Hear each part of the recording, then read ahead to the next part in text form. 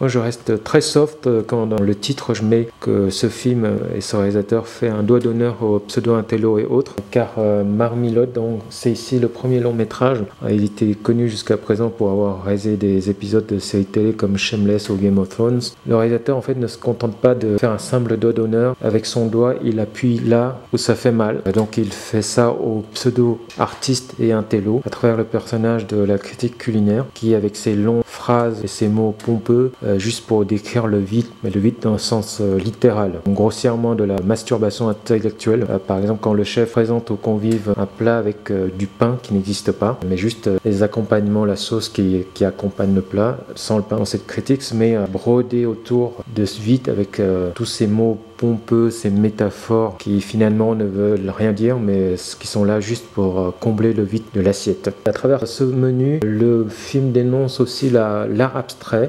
contemporain, qui est surtout vrai en peinture et en sculpture d'ailleurs. Ces artistes qui vous présentent des canevas vides, ou parfois juste avec un trait ou un point, nous enveloppent ça dans un verbage pour faire en sorte qu'une passe pour un Picasso. Bref, le film dénonce aussi le snobisme, toujours à travers cette critique culinaire et surtout ce couple de personnes âgées, dont le snobisme et le vide intellectuel de ce milieu, de ces gens qui n'ont aucun goût, mais sous prétexte qu'un artiste est connu, donc ici le chef, ils achètent ou consomment leur création juste pour se vanter pendant leur soirée mondaine. Ce couple qui a dîné au moins 10 fois dans ce restaurant prestigieux est incapable de citer le nom d'un plat quand le chef leur demande.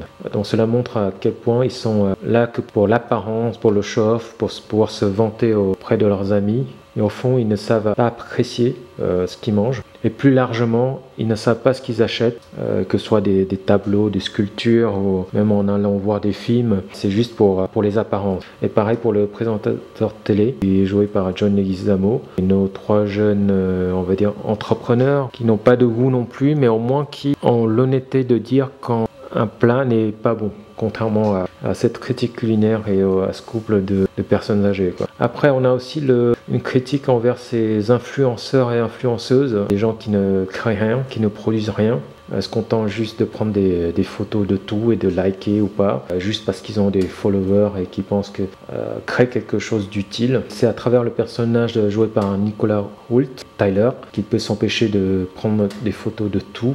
Dès le début du film, tous les plats qu'on lui présente pour pouvoir illustrer ses blogs, et qui prétend tout savoir, tout connaître, et qui s'illusionne sur son talent de cuisinier. Mais quand le chef lui demande de préparer un plat, il en est incapable, même de couper un oignon. D'ailleurs, la scène est très drôle, parce qu'il coupe l'oignon sans avoir enlevé la peau, et il jette dans la poêle comme ça, avec l'oignon, avec encore la peau. Et bon, le résultat donne quelque chose de très appétissant. Le chef ne se prive pas de le lui faire remarquer. Et il finit par réaliser qu'il n'a aucun talent et qu'il ne produit rien, et il finit par se pendre. Le seul personnage qui est sincère, honnête et qui ne fait pas partie justement de ce milieu bourgeois, bobo, c'est le personnage de Margot, jouée par Anna Taylor-Joy, qui est une escort girl, de ce que je comprends dans le film, qui elle ne se laisse pas berner par l'emballage et toute la mise en scène autour des plats. Elle veut juste manger un bon plat simple. Si c'est bon, elle le dit. Si c'est mauvais, c'est dégueulasse, elle le dit. Et elle finit par demander au chef un cheeseburger, mais un vrai cheeseburger, pas un burger de McDo et compagnie. C'est ce que apprécie le chef. Ça le touche beaucoup, ça se voit. Et cela vous surprendra pas que c'est le seul personnage dans tout le lot dont le chef va laisser partir à la fin. Tous les autres personnages finissent un peu partout, si on peut dire ça. Et puis bien sûr le personnage du chef qui lui en a assez de ce milieu faux, qui ne s'y connaissent rien et qui base tout sur les apparences. Et s'il laisse la vie sauve à Margot, oui, c'est parce que c'est la seule qui se reconnaît. Les deux sont les deux personnages les plus vrais de l'histoire. Et le chef est celui qui sert à démasquer ces personnes fausses. Et il a réussi dès le début à voir en Margot un personnage sincère qui n'appartient pas à ce milieu.